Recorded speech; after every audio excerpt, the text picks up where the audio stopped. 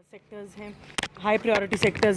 Sectors हैं उसमें जैसे कि फूड प्रोसेसिंग सेक्टर हम लोगों का, उसमें है हमारा manufacturing sector, electric vehicle sector, health sector, higher education sector, tourism को प्रमोट करना,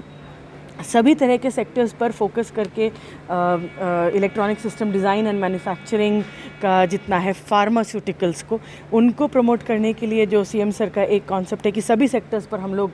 ध्यान देते हुए चलें, उसी अनुसार नई इंडस्ट्रियल पॉलिसी को अभी 4 दिन पहले कैबिनेट ने पास किया है और उसी के अनुसार अब डिपार्टमेंट आगे आउटरीच प्रोग्राम्स करके उससे संबंधित जो इंडस्ट्रीज़ हैं, उससे संबंधित जो इन्वेस्टर्स हैं, उससे संबंधित जो लोकल लोग हैं, उन सबको इन्वॉल्व करके बैकवर्ड फॉरवर्ड लिंकेज के संग आगे बढ़ते हुए करने के लिए कार्रवाई करेगा। कितने लोगों को रोजगार उसमें मैम, रोजगार कितने लोगों को, निवेश कितने का, एक उसमें मतलब जो पॉलिसी एनविसाज करती है कि हम लगभग अगर हम इस तरह का एक निवेश का एक माहौल बना के चलते हैं तो पॉलिसी का अपना डॉक्यूमेंट का विजन है कि लगभग 1 लाख करोड़ का हम लोग इन्वेस्टमेंट और 5 लाख के लगभग रोज़गार यहाँ पर जनरेट कर सकेंगे। लेकिन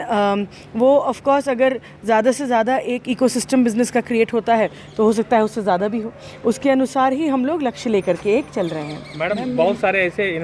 उद्योग हैं जो पहले लगे हुए थे लेकिन अभी जो है वो एक तरह से कहें कि उस पे ऐसे और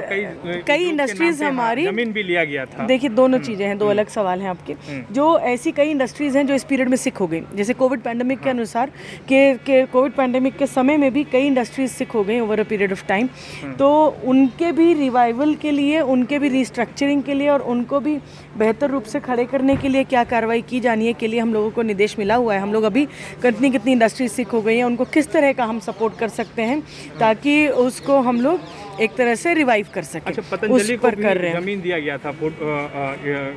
इंडस्ट्रीज के तौर पे पिछली सरकार में, तो वहाँ कुछ काम हुआ नहीं, तो वी विल चेक इट। हम लोगों को ये निर्देश माननीय मुख्यमंत्री जी की तरफ से और कैबिनेट से स्पष्ट है कि आपने पिछले 5 साल, 7 साल, 10 साल over a period of time जिनको जिस प्रयोजन के लिए ज़मीन दी, क्या उन्होंने उसको यूज़ किया, क्या उन्होंने उसको सबलेट कर दिया कि मुझे मिली मैंने इनको दे दी, क्या जिस प्रयोजनार्थ दिया था उसको चेंज किया कि मतलब मुझे मिला था टेक्सटाइल बनाने के लिए लेकिन मैंने वहाँ सीमेंट फैक्ट्री लगा दिया, वहाँ रेजिडेंशियल कर दिया या इंस्टीट्यूशनल कर दिया या कमर्शियल कर दिया। ऐसे सभी का चेक करते हुए, जांच करते हुए यदि आवश्यक है तो उसको रद्द करने की कार्रवाई की जाए, ताकि जो वाकई में यहाँ पे सीरियस इन्वेस्टर्स हैं जिनको ज़मीन मांगने आते हैं, हमारे पास कहते हैं कोकर में ज़मीन नहीं है, नामकुम में ज़मीन नहीं है, पतरातू में ज़मीन नहीं है, कहीं पर ज़मीन नहीं है, अगर कि किसी ने लेके उसको ऐसे ही डंप कर रखा है, यूज़ नहीं कर रहे हैं, तो उसको फिर तदनुसार कार्रवाई के लिए ऑलरेडी 3 दिन पहले हम लोग को सीएम सर का भी आदेश मिला है, हम लोग उसके ऊपर काम कर रहे हैं।